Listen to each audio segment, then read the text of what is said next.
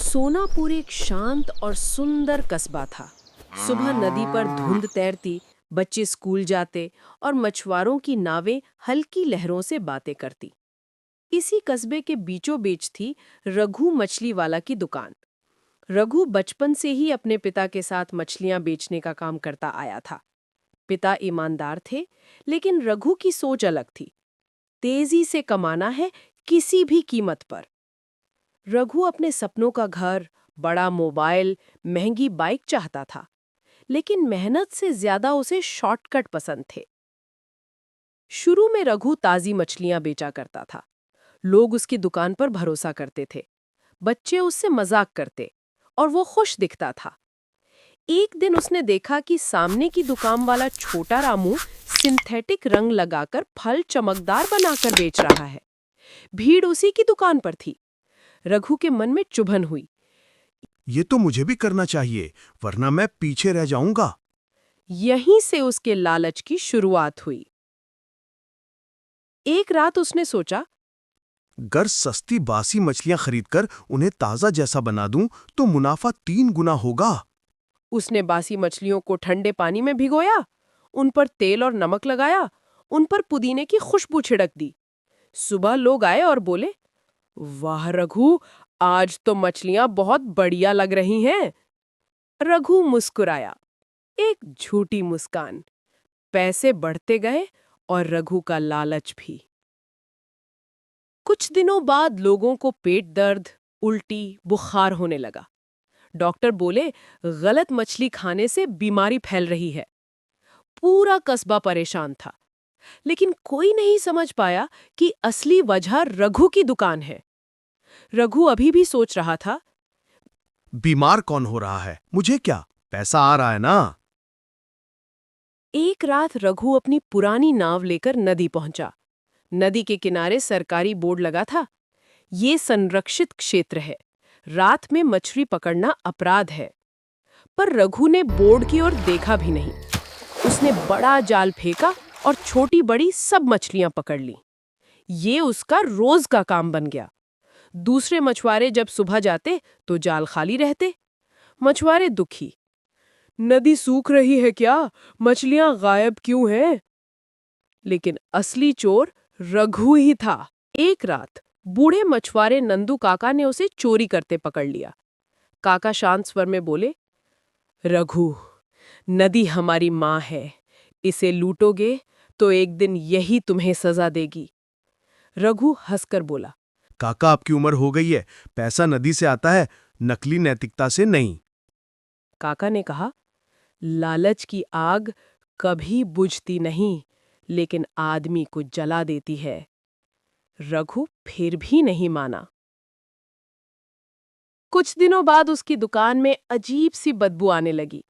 सारी सफाई करने पर भी दुर्गंध जाती नहीं थी। मक्खियां दुकान के ऊपर मंडराने लगीं। ग्राहक आते ही नाक पकड़कर चले जाते। रघु के दिमाग में डर बैठने लगा। उस रात उसने सपना देखा कि बड़ी बड़ी मछलियां उससे कह रही हैं, हमें सड़ा मत बेच, वरना तुम भी सड़ जाओगे। उसकी नींद टूट गई, दिल तेज धड़क रहा था। अगली सुबह कुछ अधिकारी दुकान पर पहुंचे। उन्होंने मछलियां जांची और बोले, ये खाने लायक नहीं है, तुम्हारी वजह से लोग बीमार हो रहे हैं। रघु पे भारी जुर्माना लगा। दुकान 30 दिनों के लिए बंद कर दी गई। रघु घर में बैठकर सोचने लगा, ऐसा क्यों हो रहा है? मैं तो बस पैसा कमाना चाहता था। लेकिन असली जवाब उसके दिल को मालूम था। ये सब उसके लालच का परिणाम था। उसी रात रघु फिर चोरी करने नदी पहुंचा। जैसे ही उसने जाल फेंका, अचानक तेज आंधी चलने लगी। लहरें उछलीं और उसका पैर फिसल गया। वो पानी में गिरा और जाल में उलझ गया। कुछ सेकंड के लिए उसे लगा कि वो अब बच नहीं पाएगा। आखिरकार वो किसी तरह झाड़ियों के सहारे बाहर आया। उसका महंगा जाल, उसकी नाव, सब बह गया। रघु जमीन पर लेटकर रोने लगा, मैंने नदी से लिया, बहुत लिया, अब उसने मुझसे सब ले लिया। उसी वक्त नंदू काका वहां पहुंचे। उन्होंने शांत स्वर में कहा, आज नदी ने तुम्हें डुबोकर नहीं मारा, उसे उम्मीद है कि तुम बदल सकते हो। रघु ने पहली बार काका की बात को दिल से सुना। आंखों में पछतावे के आंसू थे। अगली सुबह रघु ने दुकान पर लगा ताला देखा। उसे अपनी दुकान, अपने ग्राहक, अपनी इज्जत याद आई। उसे याद आया कि उसके पिता हमेशा कहते थे, ईमानदारी से कमाया पैसा ही सच्चा धन होता है। रघु ने फैसला किया, अब चाहे जितनी मेहनत करनी पड़े, मैं गलत रास्ते पर नहीं चलूंगा। उसने माफी मांगने का निर्णय लिया।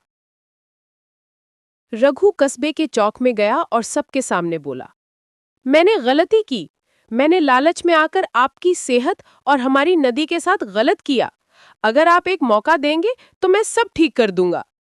कुछ लोग गुस्से में थे, कुछ भावुक हो गए, पर नंदू काका ने आगे बढ़कर कहा, अगर कोई अपनी गलती मानता है तो उसको मौका देना हमारा फर्ज है। धीरे धीरे लोग तैयार हो गए। रघु ने अगले 30 दिनों में नदी की सफाई में मदद की, मछुआरों को सही जाल इस्तेमाल करना सिखाया, मुफ्त में मछलियां बांटी, अपनी दुकान को पूरी तरह बदला, सिर्फ ताजी मछली बेचने की शपथ ली। दुकान दोबारा खुली तो लोग झिझकते हुए काए, पर रघु का व्यवहार बदल चुका था। वो मुस्कुराकर ग्राहकों से कहता, अगर नहीं पसंद आए पैसे मत देना। धीरे धीरे लोगों का भरोसा लौट आया। कुछ महीनों बाद रघु की दुकान फिर से मशहूर हो गई, पर इस बार कमाई के साथ साथ उसे सम्मान और शांति भी मिली। वो खुद कहता, लालच ने मुझे डुबोया, ईमानदारी ने मुझे फिर से तैरना सिखाया। उसके चेहरे पर जो मुस्कान थी, वो इस बार सच्ची कमाई की थी। लालच छोटी सफलता देता है, पर बड़ी बर्बादी भी।